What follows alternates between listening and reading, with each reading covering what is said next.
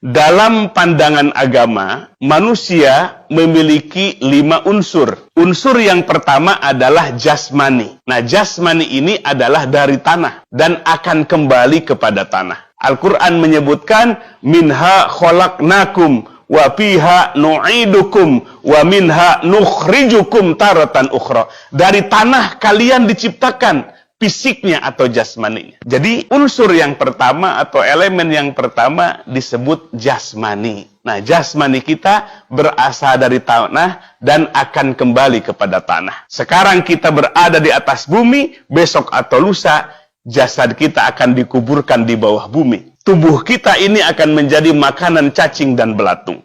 Itulah unsur manusia yang pertama disebut jasmani. Lalu ada unsur yang kedua. Unsur yang kedua disebut ruhani. Nah, ruhani inilah yang Allah tiupkan ke dalam jasad kita ketika kita berada dalam kandungan sang ibu. Wa nafakhtu fihi mir ruhi. Allah yang meniupkan ruh kita. Nah, ruh ini adalah urusan Allah. Dulu ada orang-orang yang bertanya kepada Nabi Sallallahu Alaihi Wasallam, yas'alunaka anir ruh. Mereka bertanya kepada engkau Muhammad tentang ruh. Qul, katakan, ar-ruhu min amri rabbi. Ruh itu adalah urusan Tuhanku. Nah, sampai hari ini tidak ada orang yang bisa mendeteksi apa ruh itu. Itu adalah elemen manusia yang kedua. Lalu elemen manusia yang ketiga adalah yang disebut dengan asyahwat atau nafsu. Nafsu manusia. Nafsu ini karakternya hanya menyukai kesenangan duniawi saja. Jadi watak dan karakter nafsu manusia hanya ingin menikmati kesenangan dunia. Mata'ul hayati dunia. Kesenangan duniawi. Dari makanan, minuman, kendaraan. Maka kalau manusia terus memperturutkan hawa nafsunya, inilah menurut Syekh Ibnu Athaillah As-Sakandari dalam hikamnya, aslu kulli maksiatin ar-ridho anin nafsi. Sumber malapetaka kemaksiatan adalah memperturutkan hawa nafsu. Ini elemen manusia yang ketiga. Lalu ada elemen manusia yang keempat. Yang keempat adalah al-aqlu, akal. Akal ini tugasnya adalah untuk berpikir,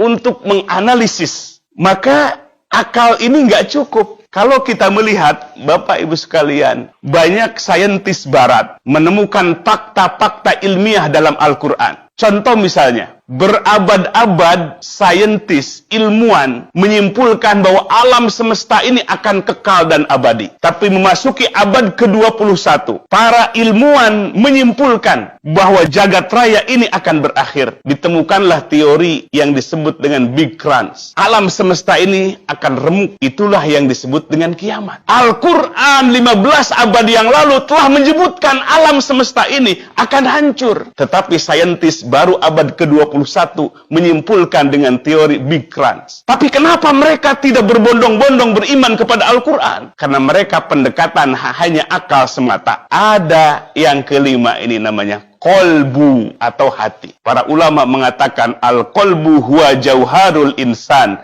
Bahwa kolbu itu adalah esensinya bagi manusia. Sesuatu yang paling mahal bagi manusia. Apa fungsi kolbu ini? Nah, kolbu inilah tempat turunnya cahaya Allah, tempat tumbuhnya keyakinan atau hidayah. Jadi, hidayah itu tidak masuk ke dalam akal. Tetapi hidayah, keyakinan atau cahaya Allah itu hanya masuk ke dalam kolbu, hanya masuk ke dalam hati. Maka kalau kita melihat dalam Al-Quran, Al-Quran turun dengan perantaraan Jibril alaihissalam, ala kolbika, datangnya bukan kepada akal Nabi, tapi datang kepada hati Nabi Muhammad sallallahu